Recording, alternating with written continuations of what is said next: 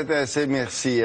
Maintenant, à l'un des danseurs les plus spectaculaires du XXe siècle. Si vous n'avez jamais vu danser, vous connaissez au moins son nom, c'est Rudolf Nureyev.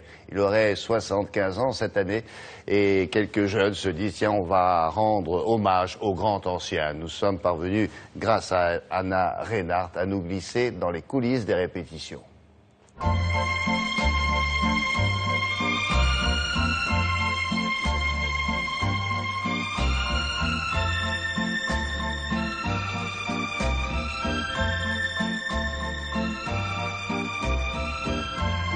Un hommage, ça se passe sous forme d'un gala qui sera donné demain et après-demain dans la capitale. Alors, qui choisit les ballets qu'ils vont danser? Ça va se passer sur la scène de l'Opéra d'ailleurs? Non, ça va être sur l'Opéra, pardon, sur l'Opéra, sur la scène du Palais des Congrès à Paris.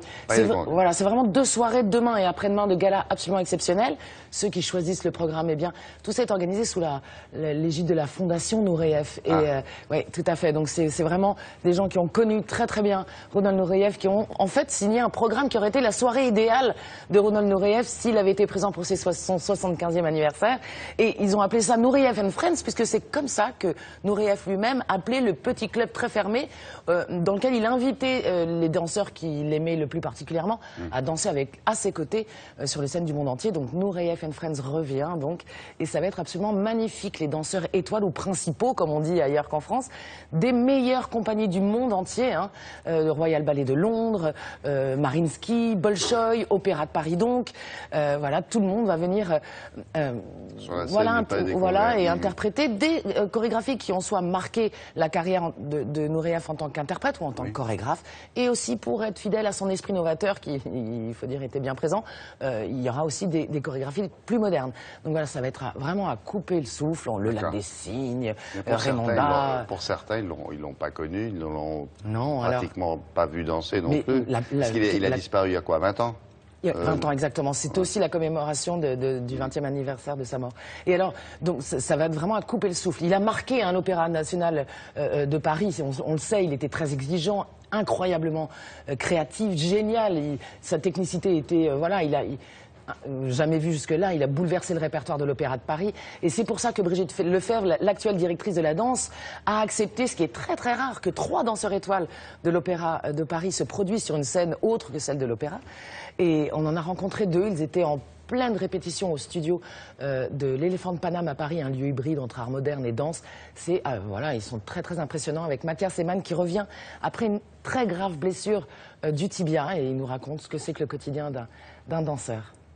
Hope there's someone who'll take care of me when I die. Will I go? La barre, c'est comme un ami qui nous suit pendant 20 minutes le matin. Puis après, ça nous permet d'être bien dans notre corps et de pouvoir exécuter. On essaie de se reconcentrer, de voir là où on a envie de s'assouplir. C'est un peu comme notre petit déjeuner. Enfin,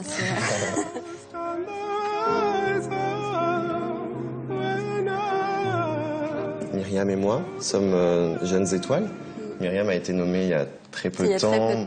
Moi, j'ai été nommée étoile à 21 ans. J'ai dû me blesser, j'avais 23 ans, donc j'étais vraiment dans mes tout débuts. J'abordais beaucoup de rôles et je pense que c'est ça aussi qui m'a un petit peu, surchargé émotionnellement. Je pense que c'est aussi un cri du corps qui oblige un danseur, parce qu'on est quand même très obsédé, on s'écoute très peu. J'ai vraiment dû prendre 2 années de ma carrière et de ma vie pour me soigner, pour penser à moi. Et je pense que à partir de là, c'est comme un espèce de nouveau départ. Et je suis plus le même. Et là, on fait 2 tours secondes. 2 tours secondes. Là.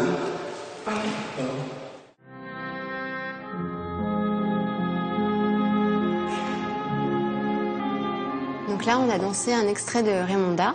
Donc c'est le 3e acte, le pas 2 du mariage. Raymonda, c'était un des premiers ballets que Rudolf Nureyev écrit à l'opéra. Et donc moi, je danse le rôle de Jean de Brienne. Et moi, de Raymonda. C'est la première fois que je vais le danser au Palais des Congrès. Et j'ai jamais abordé en fait ce genre de rôle. Dans Brienne, c'est un rôle qu'il vaut mieux aborder quand on est assez jeune, parce que c'est techniquement assez difficile à exécuter. C'est extrêmement dur, il y a beaucoup de pas sur chaque note. C'est ce qui fait la particularité du style de Rudolf Nureyev, c'est que lui, danseur, avait une musicalité qui lui était propre. Et quelque part, en étant directeur artistique de l'opéra, il a imposé à ses danseurs. C'est le rôle d'un directeur. C'est pour ça que... C'est important pour l'Opéra de Paris de continuer à danser ce genre de répertoire. C'est un hommage à Rudolf notre Nureyev. Rudolf. Voilà, exactement. Et c'est super parce que c'est beaucoup de danseurs du monde entier, avec des répertoires très différents. Nous, on est vraiment là pour présenter le répertoire de l'Opéra de Paris, mais il va y avoir des danseurs du Bolchoï, d'Angleterre.